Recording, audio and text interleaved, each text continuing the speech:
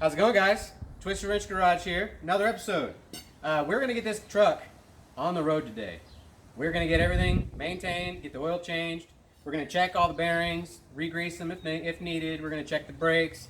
We're actually going to clean the truck up too. I got Jasin as my cameraman today. He's here helping work on his own truck. Went ahead and went to LKQ and got 3 used tires that we're going to get put on this, so it'll be reliable. Right now, what I'm going to go ahead and do is show you how I'm going to check these wheel bearings and the ball joint and the tie rod. So, first I'm just going to grab back one side, front the other, and I'm just going to kind of shake. Which, this one is really tight. I don't feel any movement. This wheel bearing seems good. This brake seems like it might be dragging a little bit. Check the tie rod. I'm going to give it a sharp jolt. Okay, so there is a little bit of play, but it's not bad enough that I'm really worried about it right now. So later on in time, I probably will advise Jasin to go ahead and replace the inner and outer tie rods, and yeah, should be good. The brake lines look all right. But yeah, we're definitely have to check that. I think this might be a little too tight on this bearing. So I'll go ahead and get the other side checked. We will get it on jack stands. We'll get these tires pulled off, and we will check out what's going on. All right, guys. So we got the wheels and tires off. We got it on jack stands. Like I said, this one does feel like it's dragging a bit. So I'm going to go ahead and pull this brake caliper off. It's two, what was that, 1/2 inch bolts holding 2 plates that are holding the actual caliper on. And I've already got those loose. So put those aside and keep those, because you don't actually get these with new brake pad kits if you need to replace the brakes. So I'm going to go ahead and get this pulled off, and we're going to see if this frees up at all.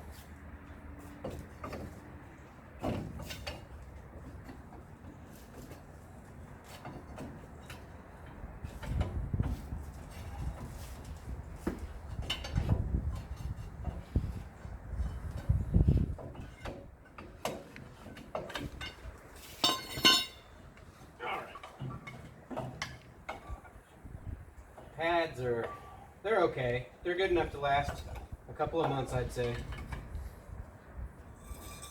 Alright, so as you can see, that freed up our wheel. So what that tells me is that on this caliper, this right here, which is the piston, it's actually pushed out just a little bit, and it's pushing our brake pad against our brake just a little. So we're going to actually use some PB Blast. We're going to grease this up a little bit, let it sit for a minute while we drain the oil. Change the oil filter and those kind of things, and we'll see if we can get this freed up, and we will go from there. Jason's also wanting to get it cleaned up a little bit, so I think he's going to work on getting it vacuumed out as well. Alright, so since I got that soaking, I went ahead and sprayed some PB Blast underneath that boot to try to get some of that rust to break up whenever we get to pushing on that. Like I said, the bearing feels really good. I didn't feel anything wrong with it, but I'm going to go ahead and pull the cap off if I can get it off here.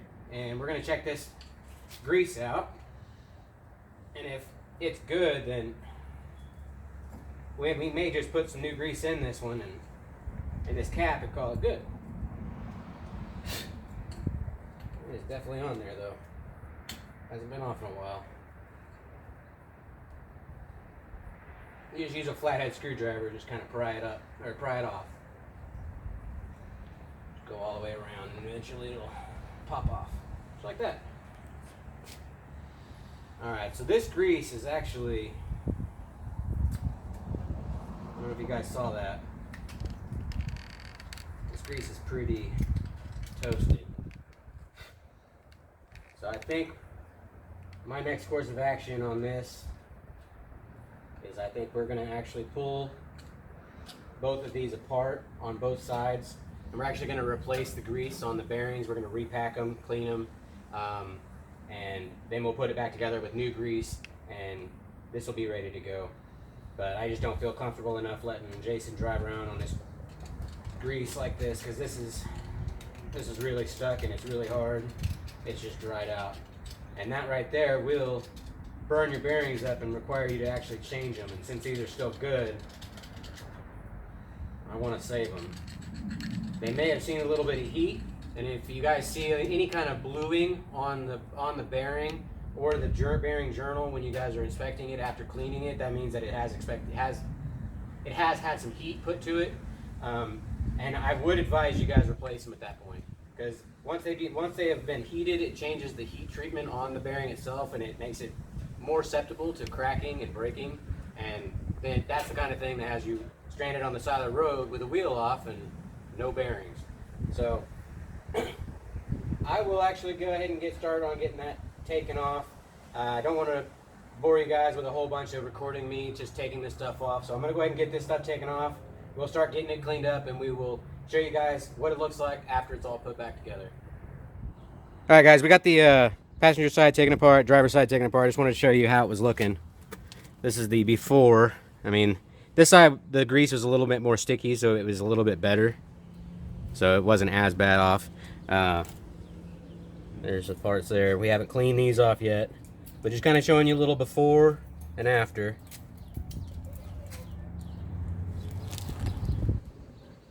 You guys can see inside there, it is gross and old grease, but we'll get it all cleaned up, get some new stuff in there. Get you over here, and then there's the after. Zoom out here. Nice and clean, shiny. I have to rotate to give you guys a shade here. There you go. Nice, clean, shiny. Rolling again, as they should. And we'll get those rinsed off. Right now they still have a little bit of soap on them, but we'll get it all greased up and put back together, and we'll show you guys what it looks like. It's coming together. Alright guys, got the other side put together. We're going to go ahead and get this other side put together. I wanted to show you how I do it, show you how I pack bearings and etc. Alright, so the way I pack my bearings, you can get tools to do it, but I just like doing it by hand after I've cleaned them. Just put some in your palm, and you're going to go, you're just going to smash it just little by little until you guys start to see this grease start to pop out at the top. Then you just move your way around and go all the way around. This is packing our bearings here. Good there. Go around.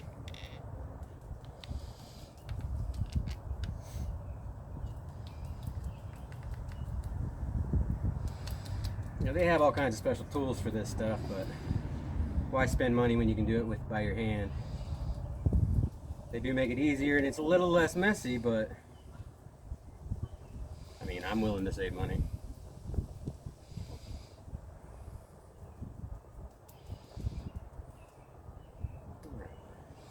That one's fully packed. I'm going to put some grease on the inside, put some on the outside. I'm also going to take what I have here in my hand and lather up our spindle.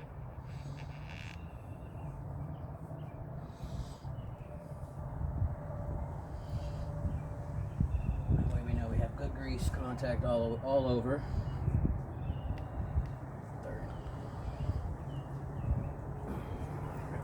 Chunk. You want to put quite a bit on here, guys, because this is what's going to feed your bearings after you put it all back together. Alright, so next we're going to put it into the actual hub. We're going to put a big dollop in the center, just like so. Work it around, just kind of get it going, and the bearing goes with the angle facing down on the back side. We are reusing the bearings on this truck. We aren't getting new ones, just to save a little cash for right now. Seal is what goes in after that. Get my hands cleaned up a little bit. This is the messy part of the job. Alright, seal goes this rubber side out. I was able to salvage these and they're still in really good shape, so we're going to use these again. Set it in place. You don't want to hit real hard, you just want to Kind of go around it very lightly with the mallet until it gets fully seated.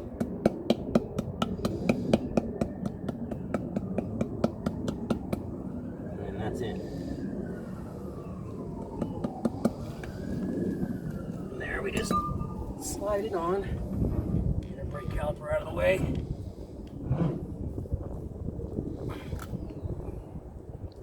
Then we go to the small bearing. Just without.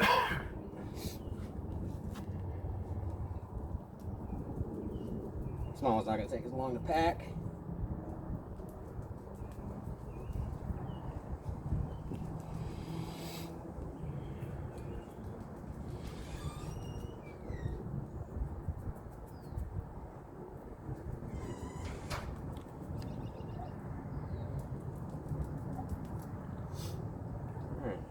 We are good there.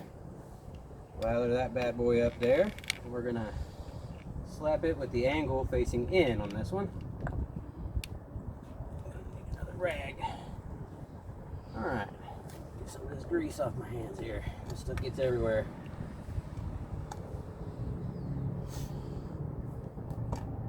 Alright.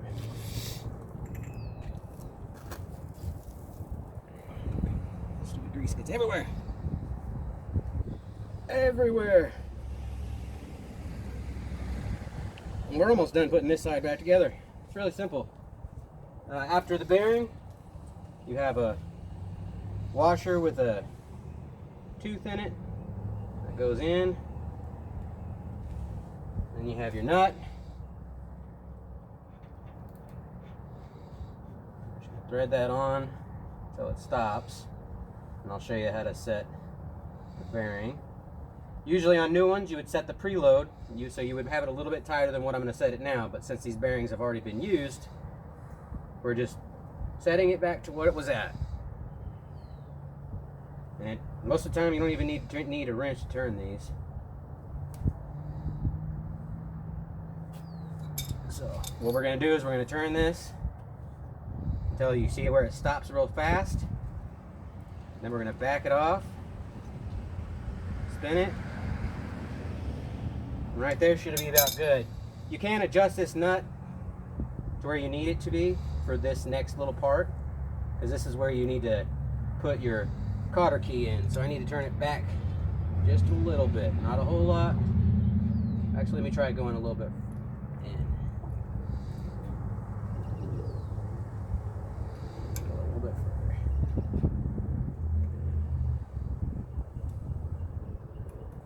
further. Too far.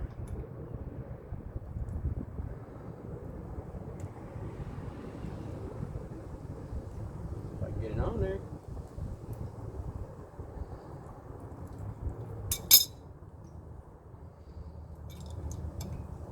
It just takes a little finicking. Once you get used to setting these up, it's really not that bad. So that one is set now. I've got enough space for my cotter key to go in. I'm gonna grab that real fast. Cotter key goes in from the top. If I can get it to go in. There we go. Goes in from the top. Then you're gonna pull it all the way down. There'll be two little arms sticking down. I normally just take them all the way around the nut. I don't like to break them off or cut them or nothing.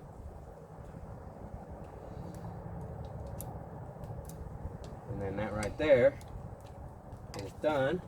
The next step after that, you just take your cap and just get it full dollop of this grease inside this cap, because this cap is what continues to feed grease into your bearings while you're driving. So now that that's full, we'll just put that on. You will squeeze out the extra and then we'll wipe it off. Just take our rubber mallet,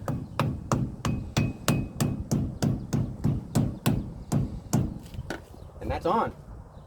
That's this side done. All we got to do is put the brakes back on the same way they came off. And we're ready to put this wheel back on, and we're able to finish our maintenance going. All right. So I just wanted to share that with you guys, show you how to do that with old bearings. With new bearings, it's a little different.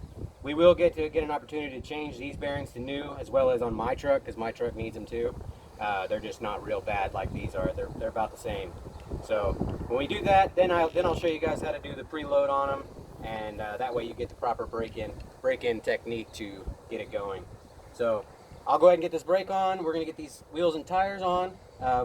We did have to go and go to LKQ, because we did go to LKQ this morning to get 3 used tires, 15-inch tires, and we got some, and we were all excited. But when we got to the tire shop, one of them had a gash in the side that we didn't even notice. So we had to take it back to LKQ right before they closed, and we had just made it. They made us run to the very back of the yard to go get this tire, because they were about to close within the next 5 minutes. So luckily we were able to make it. We got our tires, so we're ready to get those on. So like I said, I'm gonna get this all put back together on this side. We'll get the tires on, put it down. We'll go ahead and get the oil changed, get the rest of the belts and all that taken care of. We'll get you guys a better view then. Yep. All right, guys, we got it on the ground. We already got the tires all back on. We already got the oil put in. That's all topped off. We're gonna change the plugs, the cap, rotor bug. We're gonna change these belts. We're not gonna take the small pump all the way off. We did already go ahead and pull off all the emission stuff that has to do with the EGR, all those vacuum lines that aren't needed up here anymore. We went ahead and got rid of that, as well as the charcoal canister in the passenger fender. So it looks a lot cleaner under here. So let's go ahead and get these belts off, and we can get these changed out. Got a 1/2 inch on the top here for the alternator. That'll come loose, and we should be able to move back and forth after we get the lower and loosed up. And that one looks like a 9/16 on the bottom.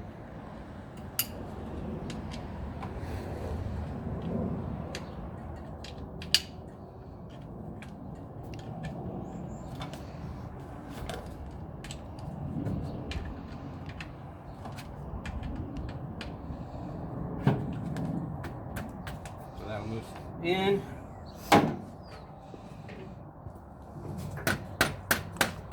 Just give us a little leeway here.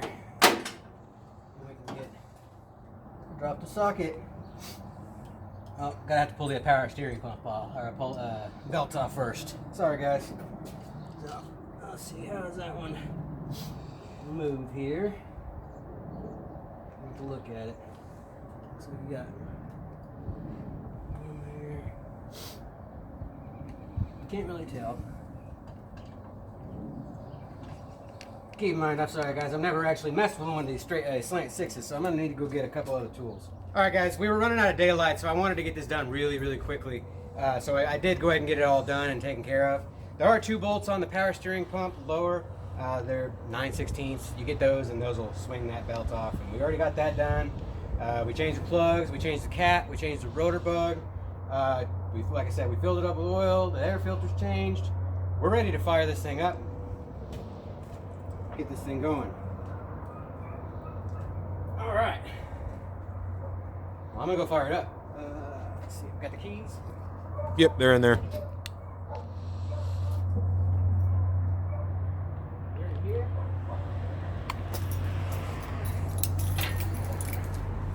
No, they're on my end. Of course.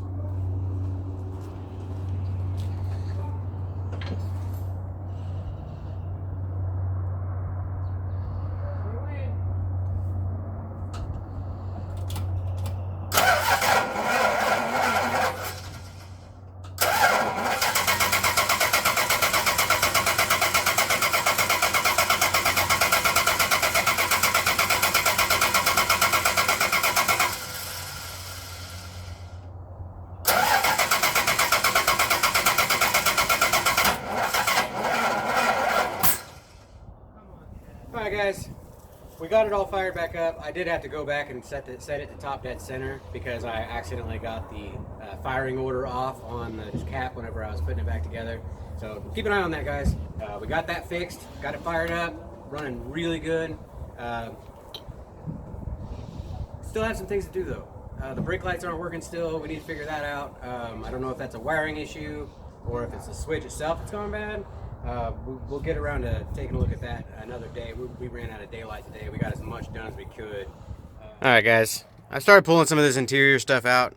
Working on the brakes on his truck right now. He wasn't able to take it home yesterday, but I wanted to get a few more things done if I could for him. You can see it's pretty dirty in here. I'm going to vacuum all this out and we'll clean some of this. My issue is I'm not getting brake lights, and I do believe I found some wires that are cut underneath that are purple and black and then white, which I do believe goes to the reverse light switch. So I might be able to get that fixed for him as well. But we're gonna see what's going on with these brake lights. I just wanted to show you guys, how dirty it was in here. You can see that little nest in there. Move you guys a little closer. Little nest in there. I'm actually gonna pull this out and I'm gonna clean this all up for him because it's pretty dirty. Plus I'll be able to see what's actually going on behind here and what people have messed with wiring wise. So I'll get that taken care of and I'll see what we can got going on. Alright guys, as you can see I have torn this thing apart. Trying to figure out what's going on with the brake lights. I am gonna pull apart that, clean it, replace some bulbs in it. I've already cleaned up some of the inside here. Now when it came to this brake light problem, it has taken me a long time to figure out what's going on with this thing. But I now do have brake lights and turn signals and hazards. So I wanted to show you guys what I got going on. Alright, so what I found is that the hazard switch was actually keeping the brake lights and the turn signals from working. And it was just dirty connections inside, but I've got it freed. Let me show you what I got going.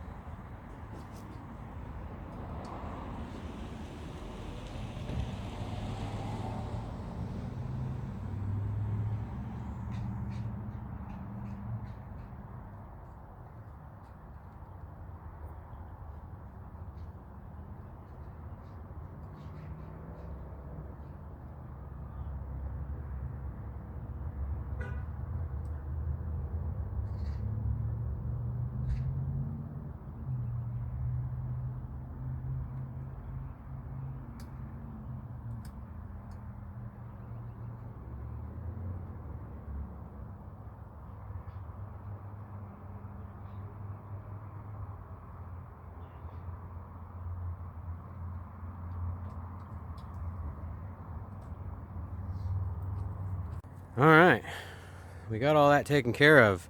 Got the lights all back up and going. I'll have to put this thing back together tomorrow after I get everything cleaned up. But I have made some progress today. I'm really happy. I did want to go ahead and show you guys how it looked underneath the hood after we got all that stuff out from underneath the hood. All of the EGR and emissions crap that we don't really want. That's all gone. So now it's just looking nice and clean. Only thing we need to do now is to power wash this whole bad boy down. I've got some degreaser we're going to use. I'll spray it down, I'll power wash it, and we'll get this thing looking real nice and neat underneath here.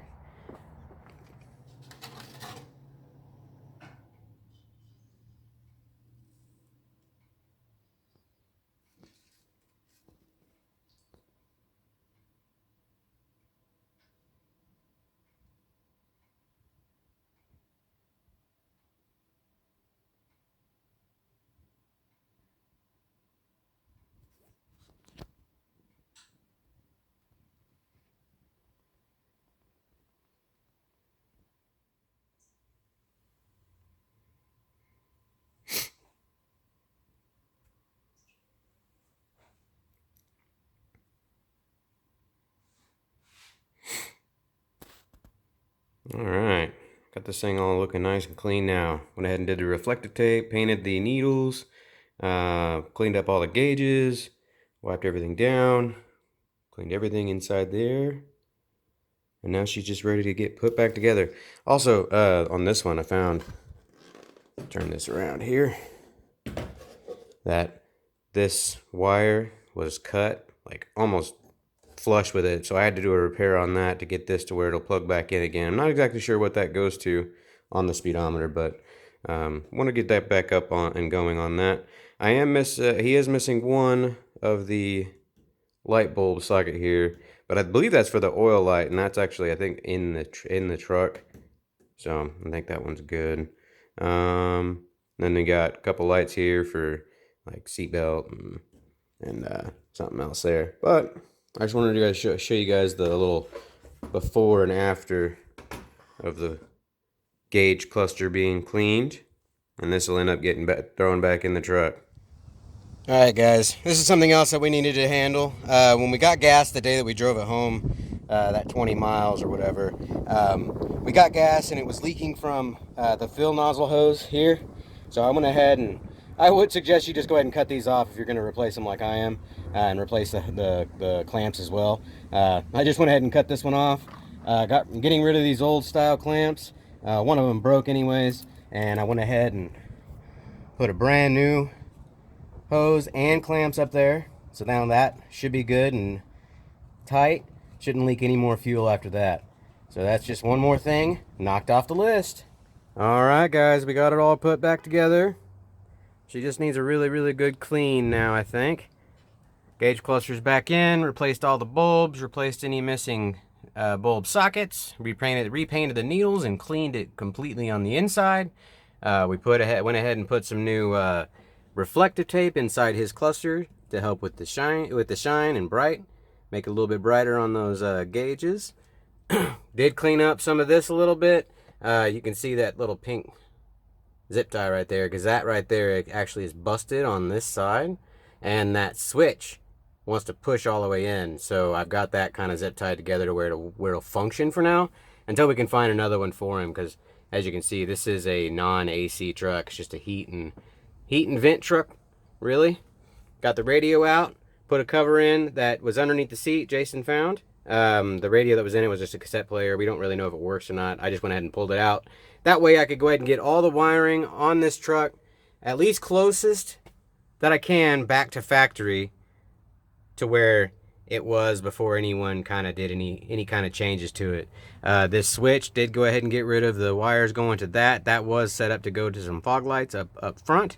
But I'm going to go ahead and get this thing fired up for you guys, since you guys haven't heard it run a whole lot. Yeah, you guys will hear in a previous clip of the Monday night when we were working on it. We did get the firing order off on the cap, and I had to set it to top dead center and such, and get it all back up and going. But got engine maintenance light on. Doesn't look like the oil light's working. Oh yeah, it popped right on. Oil light popped on and immediately popped off. This is a cold start right now.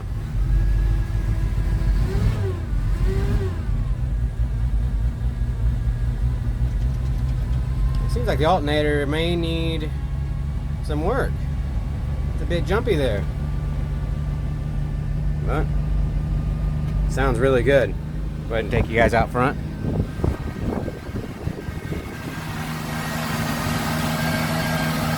I did have to do a repair on this wire here. Someone had added it in because I guess at some point there was a break in one of the main powers, and it was actually causing a no start issue. But we got it all up and going. She just needs cleaned now.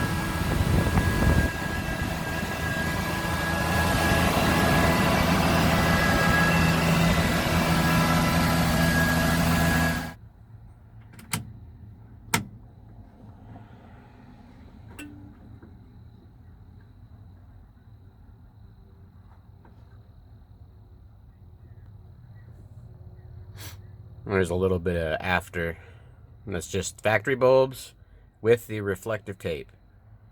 Definitely a lot brighter than the stock. So you guys have seen my prior video. You guys can see that with the LEDs and the tape, it's a lot brighter, and the white phase. I mean, obviously that makes it a lot brighter too, but you can get the same results just with the factory bulbs and the reflective tape. You don't have to go with the LEDs if you don't want to, but you can always change them to it too. But before and after, there you go. Alright guys, I'd like to thank you guys for tuning in to this episode of Twisted Wrench Garage. This was Marshmallow. Next video you guys should see some cleaning on this old girl here. We did get a lot of work done to her over this past week. But again, thanks again for watching. Like, subscribe, comment. Tune in next week for the next episode.